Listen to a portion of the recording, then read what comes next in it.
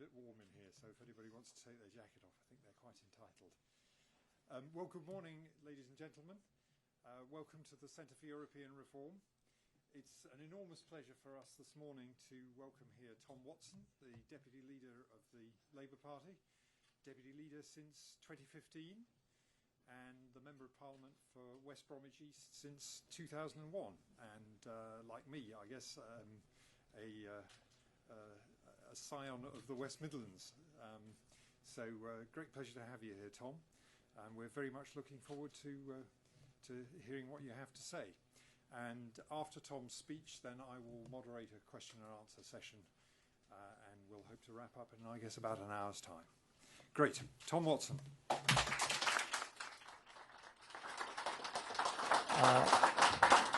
Good morning. And thank you very much to the Centre for European Reform for hosting us today. And Ian, thank you for that introduction. I didn't realise we have a shared heritage from Kidderminster in the West Midlands as well. Now, this organisation has spent nearly 2 decades working for a stronger, more open and outward-looking European Union. So I can't think of a better place to give this speech this morning. I want to talk to you today directly about Europe, about what Europe means to me, what it means to my party, and what it means to all those who believe in a democratic socialist future. Before I begin, though, I want to mention a conversation I had recently with Justin Welby, the Archbishop of Canterbury. The conversation wasn't specific to Brexit. I don't mean to draw the Archbishop into this particular debate. I met him to discuss what our politics can learn from the remarkable success of interfaith dialogue in this country. Because something he said to me resonated very, very deeply. He told me that our politicians need to learn to disagree well. And I think we all instinctively know what he means by that. The tone of our politics has become shrill, negative, and very, very personal in recent years. I think we've lost the knack of debating arguments rather than denigrating opponents. And I want that to stop. So I wanted to play my part in making things better by fostering a more deliberative democracy that draws in many more citizens than politicians. And it strikes me that citizens' assemblies could play a much greater role in addressing difficult, almost insoluble national problems. So this speech this morning will not attack the motives of my opponents, but I do want to give a good account of my deeply held thoughts. So I will make the positive case for what I genuinely believe in the hope that it's a case that's strong enough on its own merits. I also want to talk to you today about culture. As Labour's Shadow Culture Secretary, I get to spend a lot of time with very inspiring young creative people. On TV and radio, I meet artists and musicians. And what unites them is that they don't see British culture in isolation from European culture. And they're fearful that this country is about to jettison a deep creative partnership that have been so productive for so many years. For decades, the European Union has been defined by the right. They define it as anti-democratic, bureaucratic, and anti-British. None of these things are true. Yet the British left has not countered this narrative. Our belief in the EU has been whispered, not shouted. It's been taken as read by generations of Labour politicians that the European Union is at best a necessary evil. That it's a major trading bloc we can't afford to be outside in the globalised world. That the economic benefits make it worth putting up with the parts we don't like. Labour is still doing that now. We talk about the evils of no deal till we're blue in the face, because we're still scared to tell the truth about Europe. We're more comfortable warning of an ineffable catastrophe because we're hardwired to be unable to say the words that I've come here to say this morning. The European Union is not something to apologise for. It's a good thing. It's a good thing with a capital G. An enduring, deep, benevolent collaboration between sovereign states unique in the history of the world. It produced a lasting peace from the ashes of war. It produced prosperity where there had been deprivation. It produced transnational partnerships where once there was suspicion and division. It's not perfect, but what large institution is? The core values of the EU are internationalism, solidarity, freedom. Those are British values, and they're Labour values too. I'm a European democratic socialist. I don't go along with the EU despite being a socialist. I embrace the EU because I am a socialist. Democratic socialism is achieving common causes by the strength of collective endeavour. That's what Europe is.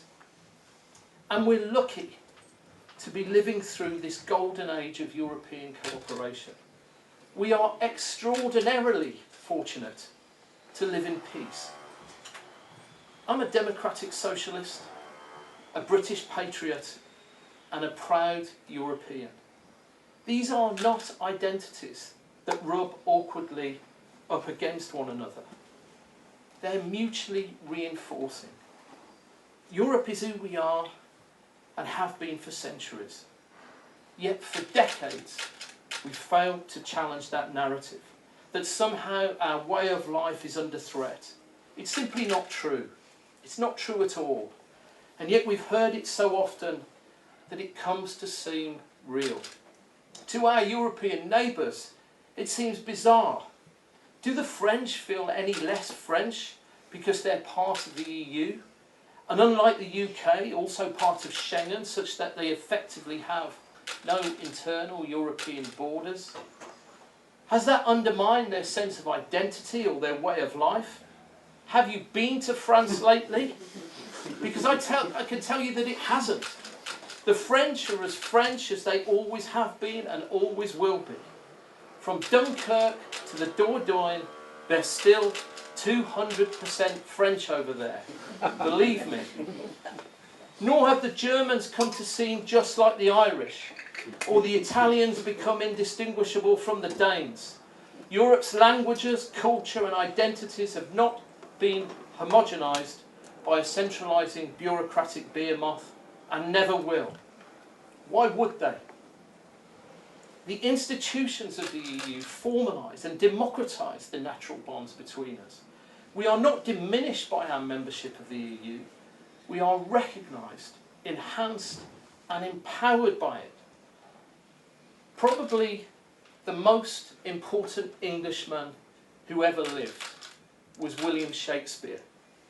A man of the Midlands, like myself, whose transcendent imagination was as broadly and deeply European as it was English. As Professor Michael Dobson, director of the Shakespeare Institute, told the British Council in Paris a couple of years ago, Shakespeare was a product of the European Renaissance, and he grew up in the knowledge the territory in which he lived had originally been Britannia, a mere province of something much larger and more significant, the Roman Empire.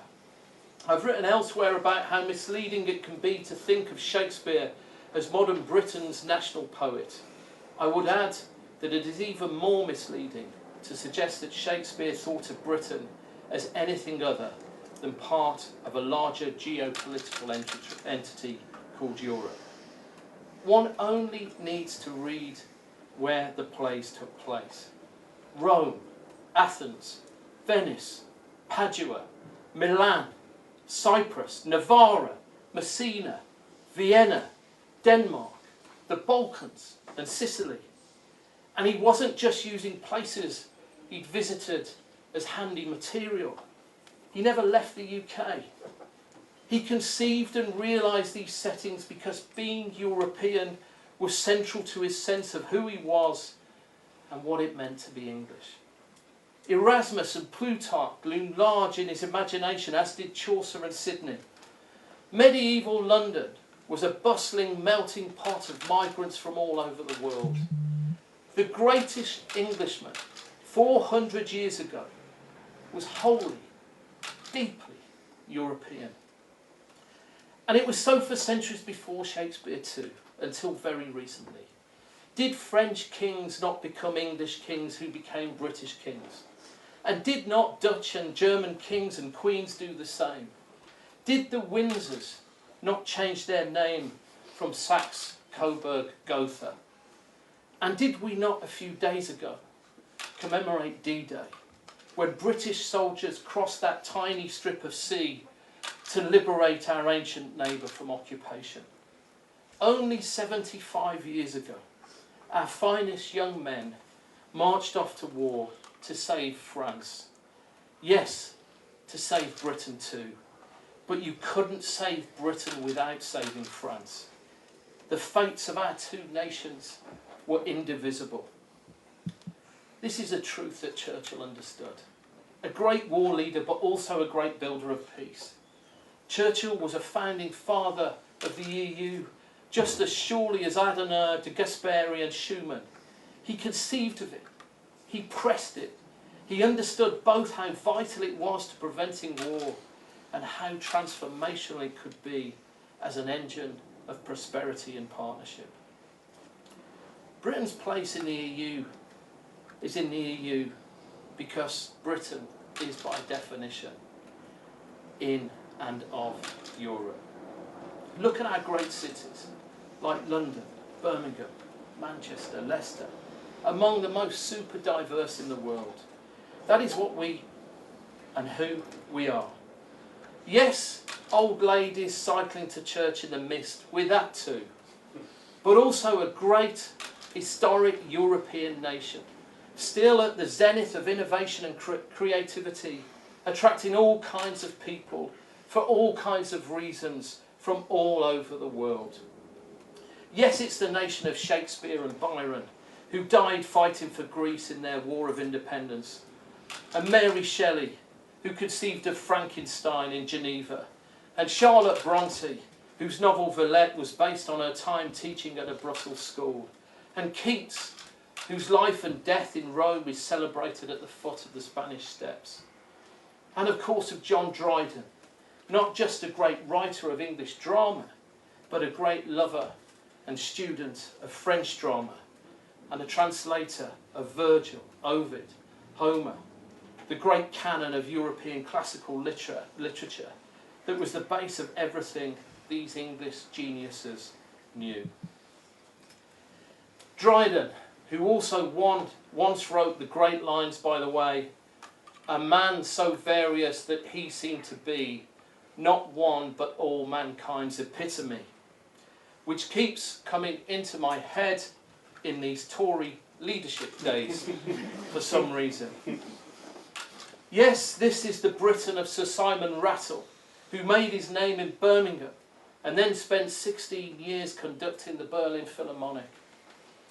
But it's also today's Britain, the people of Britain with 4 football teams in Europe's 2 finals, represented by players from all over the world and all over Europe. It's Raheem Sterling's Britain, Shane Meadows and Phoebe Waller-Bridge's Britain. They're making Fleabag in France now, by the way. Mallory Blackman and Steve McQueen and Idris Elba's Britain. Sadiq Khan and Sajid Javid's Britain. This is our beautiful place in all its glory. It's who we really are now. That's the country I'm so proud of, not anyone else's nostalgic fantasy of how it used to be. And my Britain is utterly indivisible from Europe, which now and in the future entails growing with its institutions. Our relationship with Europe is about far more than economics and far more than just political cooperation. It's about what kind of country we are, what we want for our children, the scale and scope of the horizons we can offer them, what we're able to bring them up to be, and the kind of country we are is European. It's a fundamental part of our national identity, our culture, our history. Britishness is not distinct from Europeanness. Welsh, Scottish, Irish, English, we are European. These are not warring identities competing for space. To be British is to be European.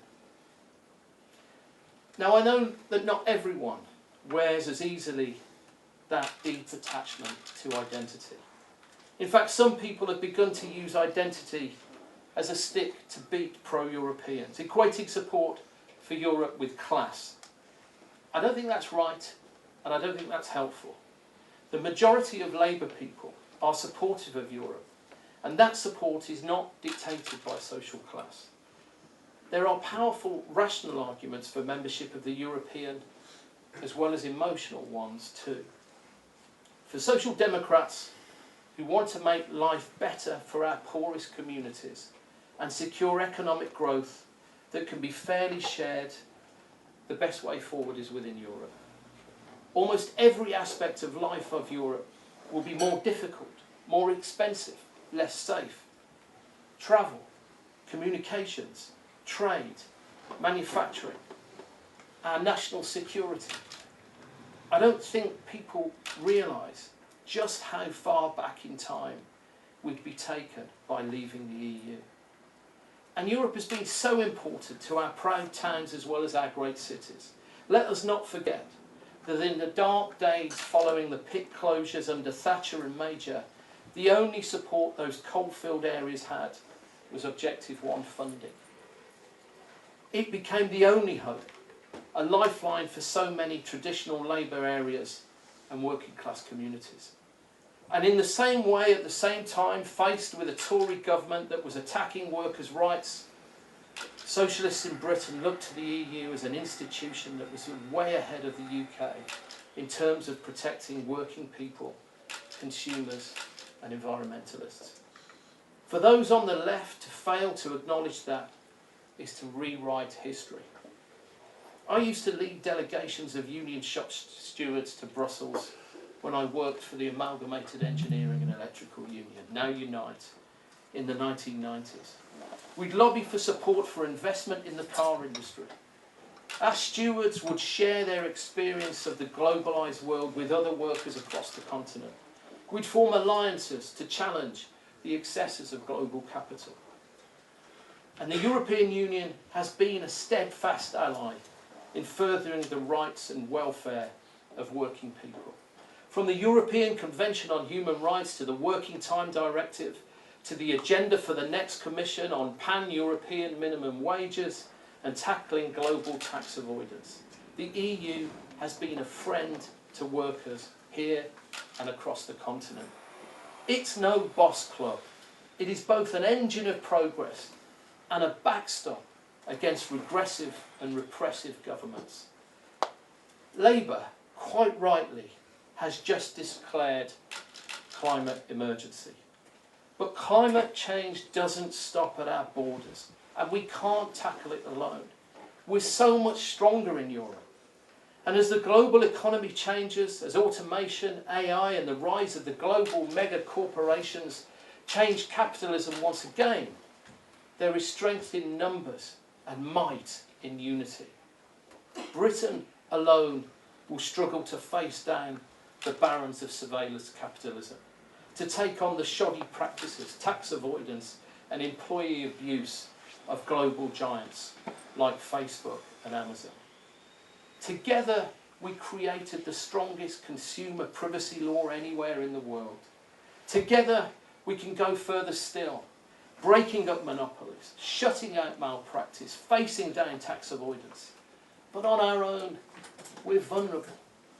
We can see this pernicious process in action already, before Brexit has even happened. Inward investment has fallen these last 3 years whilst it has grown on the continent. Our car industry is collapsing around us. Manufacturing jobs are down. Membership of the EU brings a 2% a year boost to our GDP.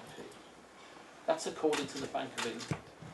Now that might sound like numbers in the margin, but it isn't just numbers to me.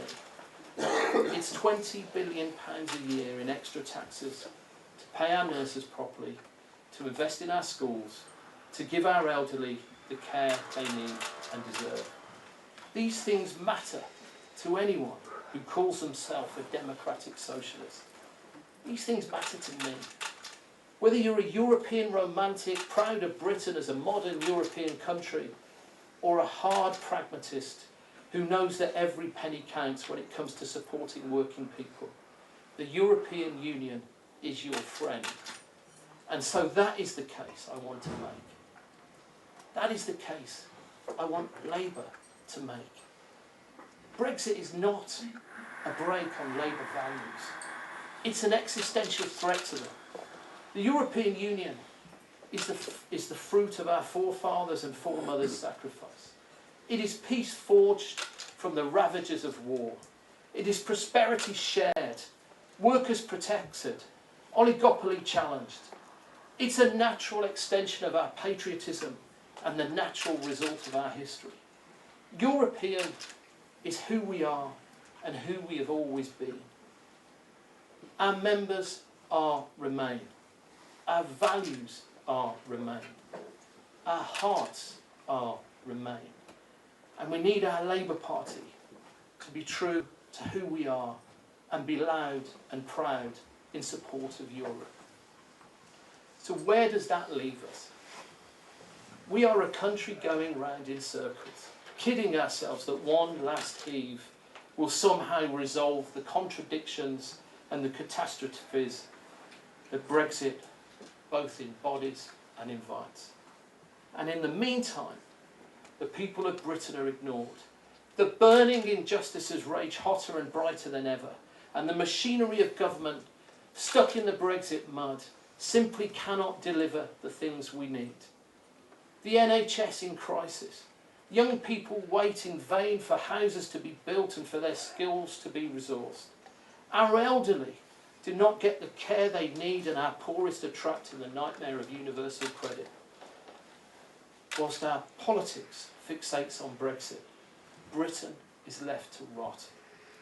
The only tool to actually break this deadlock, we all know, even if we've not all admitted it yet, is a public vote.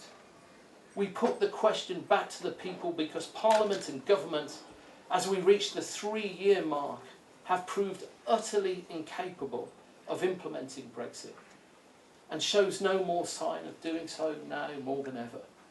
The notion that it's in some way undemocratic to let the people put an end to this crisis because after 3 years Parliament and government cannot is absurd. And if you want Brexit and you believe there is still a majority for it in the UK, then a public vote will break the deadlock and deliver the Brexit you want. Whereas if many people have changed their minds and no longer want Brexit, now that they've more information about what it actually means, how is it undemocratic to give them the chance to express that 3 years on, with the country still in limbo? Labour is the party of democracy, so we must ask the people. We are the party of socialism, so we must campaign for Europe. Proud socialists, proud Britons, proud Europeans. Our future doesn't need to be Brexit. So now is the time to speak out more loudly than ever, before any further irreparable damage is done. Only a public vote can break this deadlock, but we will only achieve this if Labour fights for it and champions it.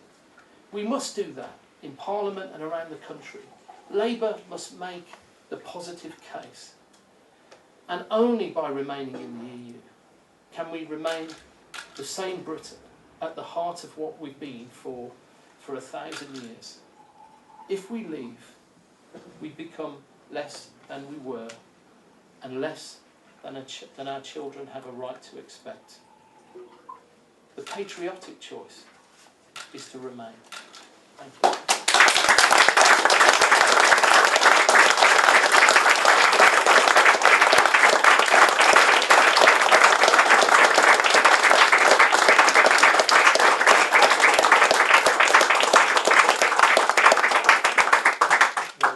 Thank you very much, Tom. That's certainly a rousing end to that. We now got about half an hour for question and answer, I think. Sure. If people could stand a heap for that one. Yeah. Let me take the moderator's privilege and just ask a first question. Your own constituency voted by, I think, 68 to 32% in favour of leaving the EU. So you've got quite a task, even with your own voters, to persuade them that your case is the right one. What do you think is the message that you need to be giving and that your colleagues in other Leave constituencies need to be giving to say to people the right way forward is in Europe? Yeah, okay. Well, first of all, I'd say I know my constituency, I know my constituents, and they expect me to give an honest account of myself and what I believe. And so when I talk to them on the doorsteps, whether they leave or remain, they just want me to say what I think. They send me to Parliament to say what I think is in their interest and the interest of the country. And obviously when you represent a seat like West Bromwich, with its centuries of manufacturing tradition, my immediate daily fear is for the next generation of workers who may not have a manufacturing base left in the West Midlands. I look at the closures in the car plants in the Midlands, having been through, you know, the Rover car plant closures a decade and a half ago, and I'm terrified because we're a poor area. We still need to improve our skills base, and they need change. So my message to them is: don't be fooled that workers are going to be better off outside the EU. They will be better protected. There will be more inward investment. Jobs will be more secure for the future, and we'll be able to help shape the future. Because West Bromwich went through the Thatcher liberal changes to the economy, and jobs were lost in the 80s. They went through globalisation in the 90s, and we lost jobs. And they ain't seen nothing yet when we see automation, artificial intelligence and machine learning absolutely disrupting the labour market.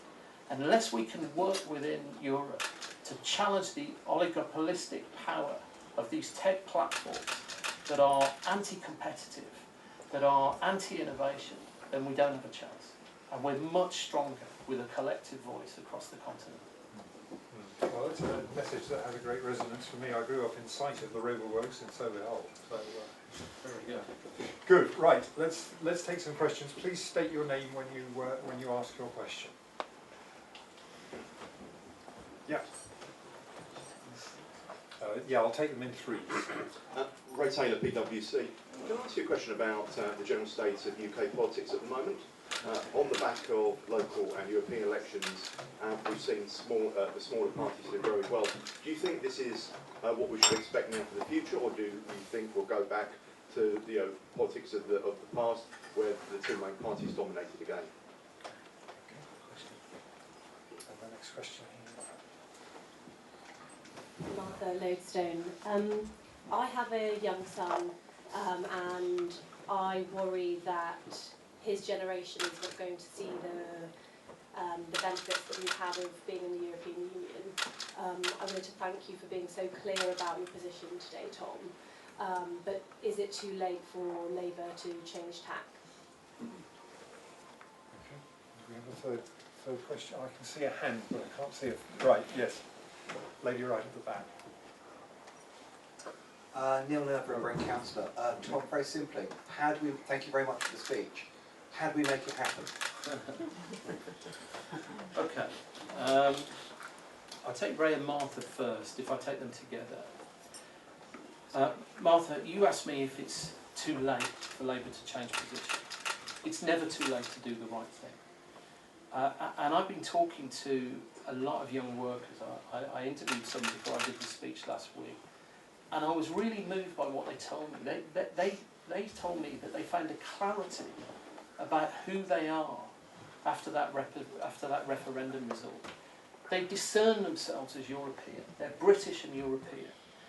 And I genuinely want Labour's shadow cabinet, the leadership of my party, our National Executive Committee, to hear their message, because it's actually their generation and their future that I worry about. I've got a 14-year-old and an 11-year-old. And I worry about what kind of world they're going to enter if we become atomised, a bargain basement economy on the side of the European Union.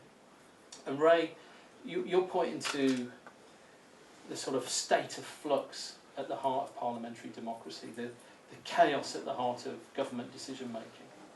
And there is no doubt that it has put immense pressure on the party bonds that hold people together. And that's really why I was leaning into what I think needs to be a change in tone and respect for difference around this issue, because we do need to have a measured discussion around it. But I do think if we don't listen to the people, and if the Labour Party doesn't listen to its 500,000 members who want us to be a Remain and Reform party, who want a confirmatory ballot, then there will be further chaos in politics, and who knows what the outcomes are. And my real worry is that the extremes of both wings of politics, the hard left and the hard right, will prosper if the centre ground parties do not listen to voters. And that, I think, is probably the lesson we have to learn from the European elections and actually the local elections as well. Neil, how do we make it happen? You make it happen by turning up today. You make it happen by using your voice as a Labour Party member, as a spirited citizen, to make sure that the elected representatives hear what you say. I'm going to be arguing at the Shadow Cabinet when we finally have our meeting to assess the results of the European elections. And I'm going to take the message away from this meeting as well as the young people that I spoke to last week. Okay. I missed a woman at the back right on the first round. Thank you. Hi, I'm Rania. I'm the National Chair of Labour Students. And as young people, we're overwhelmingly pro-EU. It's part of our identity and what we've grown up with. What can we do, and how do we make the leadership listen to us? Okay. Next question. Yeah, a bit further forward. Hi, I'm Emily Wallace. I'm the policy officer at Vauxhall Labour Party, staunchly pro-European and Remain voting CLP. We'll have a meeting in the next couple of weeks to set out what we want to, motion we want to go to conference this year. So my question to you, Tom, is what should we be doing at CLP level to support you? Okay, and one more at the back on the left. Thanks. Tom Hamilton, you would have spent a lot of time on the doorstep and campaigning around the country in advance of the EU elections. Can you tell us a bit about what you learnt about Labour's vote and Labour's former vote from travelling around the country speaking to people in that election, and also whether that's influenced your speech today? Okay, thanks for those questions. I'm going to take Tom's question first. Tom, I've knocked on a lot of doors in my time in the Labour Party, and two things struck me in the last two sets of elections where I genuinely was running up garden paths to try and turn out the vote. Firstly, the very large number of people who wanted health and diet advice above. But secondly, the very large number of lifelong Labour supporters, some of them lifelong Labour Party members, some of them with tears in their eyes, who told me that they wouldn't be voting Labour at this election because they felt so strongly that our position on Europe was wrong, and they wanted to send me and the Shadow Cabinet a message. And I listened to that message, and that's why I'm here today, and that's why I'm arguing that we need greater clarity in our policy. And Rania and Emily, I think that's what you're saying too. You say, what can you do in the run-up to conference? I have absolutely no doubt that the Labour Party conference will change our position on Europe and the EU. I think we will have a harder policy on Remain and Reform. My great fear is that it will be too late which is why I have listened to those members who say we should either have a members' ballot that is binding on a new position, or that we could have a special conference to discuss it. Because there's no point in changing our policy if our prevarication is meant that we're not trusted. And that's why I think it's very, very important that we view this as the most urgent issue facing the Labour Party in a very, very long period of time. And Rania, the energy that young people and students give to this campaign has inspired me. I did this interview last week. I think we're going to be publishing some of the results of that later. But it gave me renewed hope and renewed inspiration that I've got a lot more work to do to win over this policy. So keep doing what you're doing and keep campaigning. Great, thank you. Okay, take one down. Thank you for your speech, Tom. My name is Fiona O'Farrell. I'm a Labour Party member, and I was one of the people who thought we had changed Labour policy already. But my question is about, you started off by talking about how we debate things better, and I totally agree that everything is so polarised. But how do we overcome the fact that we're trying to debate people who don't want to accept facts, or trying to, in a situation, particularly personal to me, about Northern Ireland? So we have all this talk of no deal, which would inevitably end up with a hard border in Northern Ireland, yet we have people saying all the time that that's not the case, when it actually is. So how do we frame those kind of arguments so that it's not completely one side against another, but that we now get back to talking about facts? Yeah. Well, firstly, I'm sorry, do you want to... Oh, sorry, sorry. Yeah, sorry, there was Vicky Price, I think, at the back.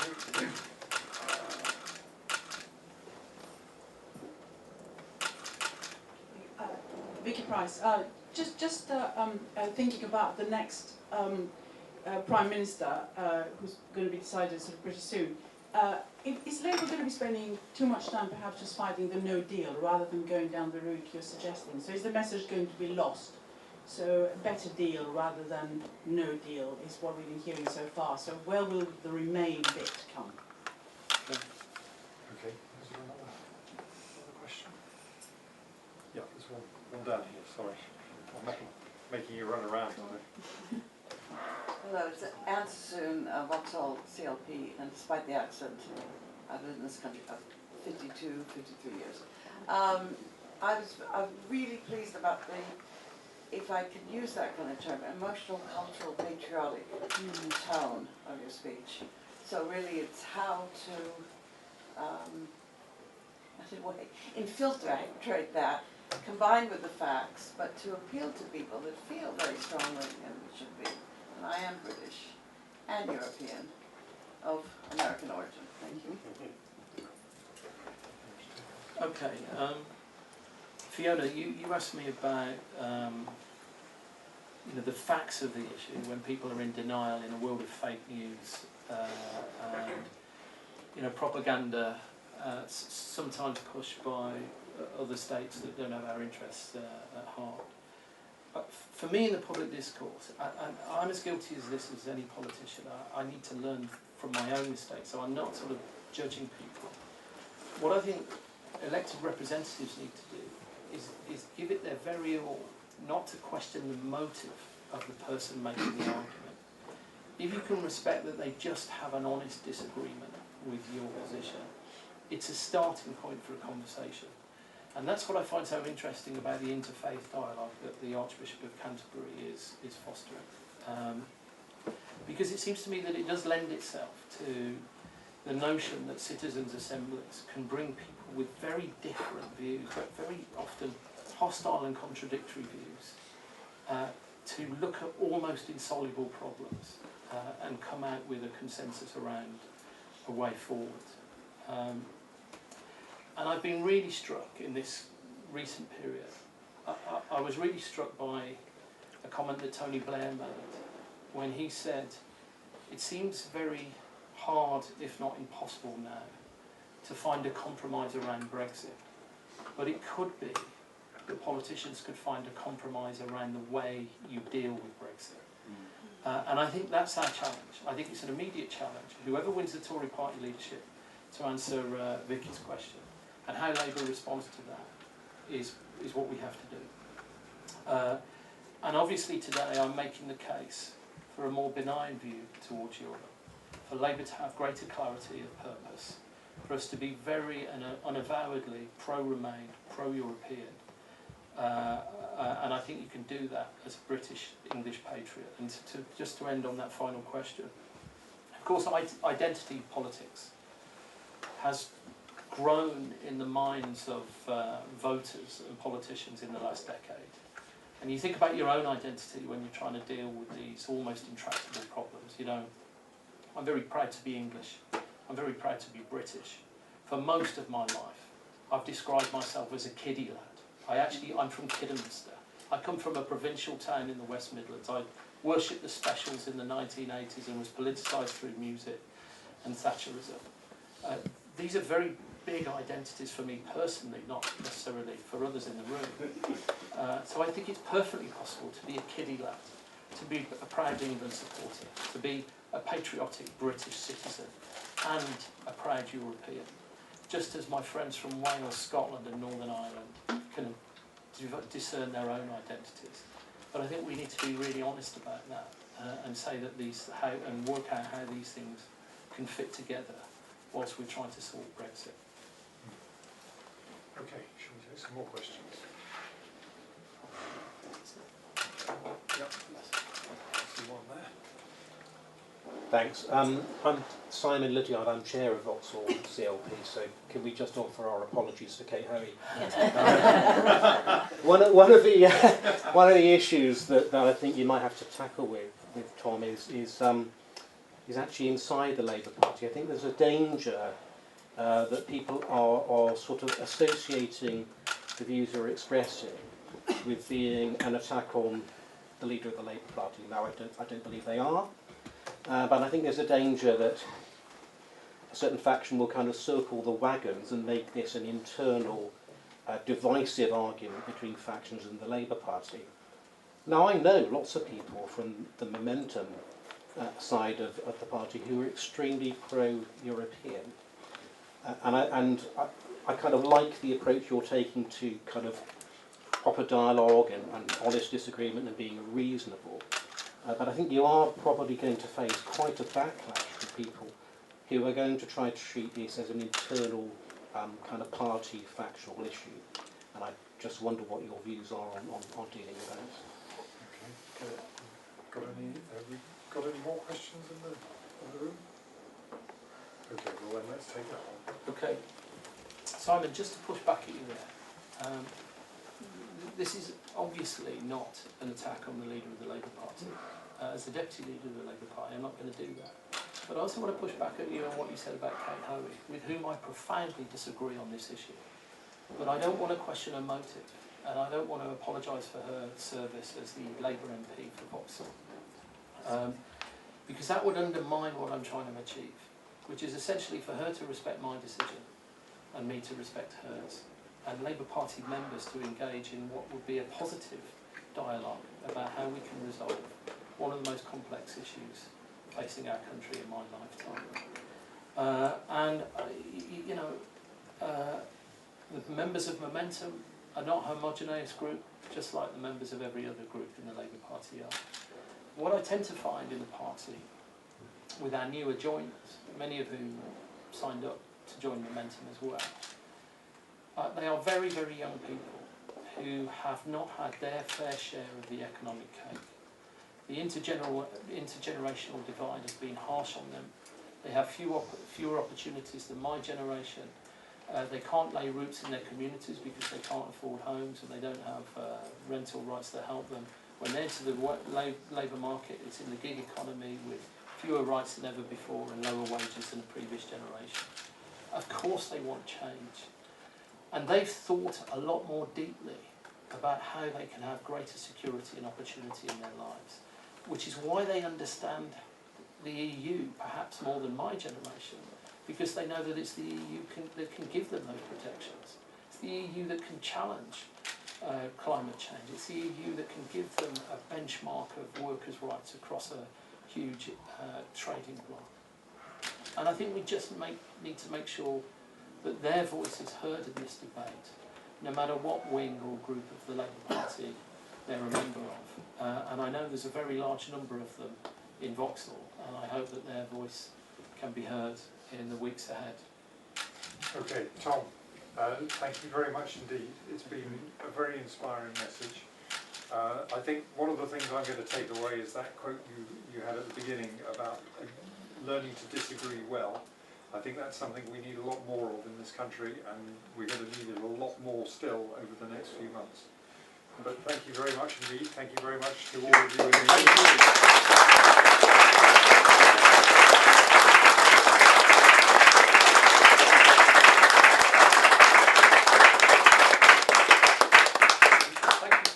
The heat of this room.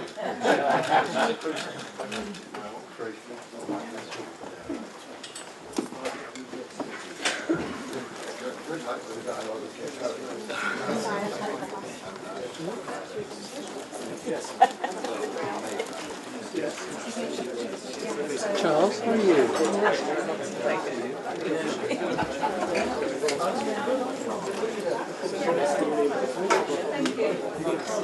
Very good.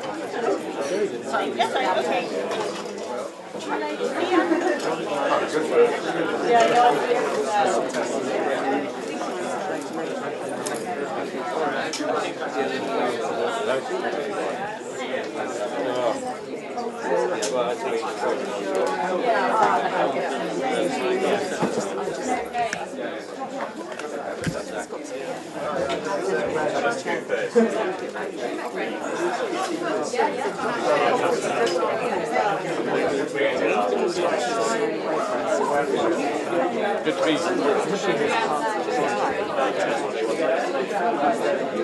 All right.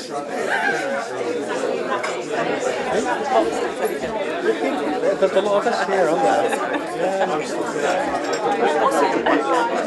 There's going to be another attempt to do a kind of to say we won't campaign for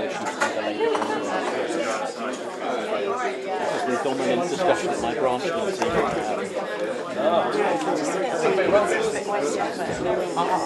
well, I know that the schedule Great question.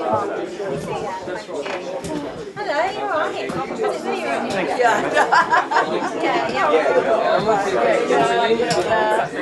Doing so well.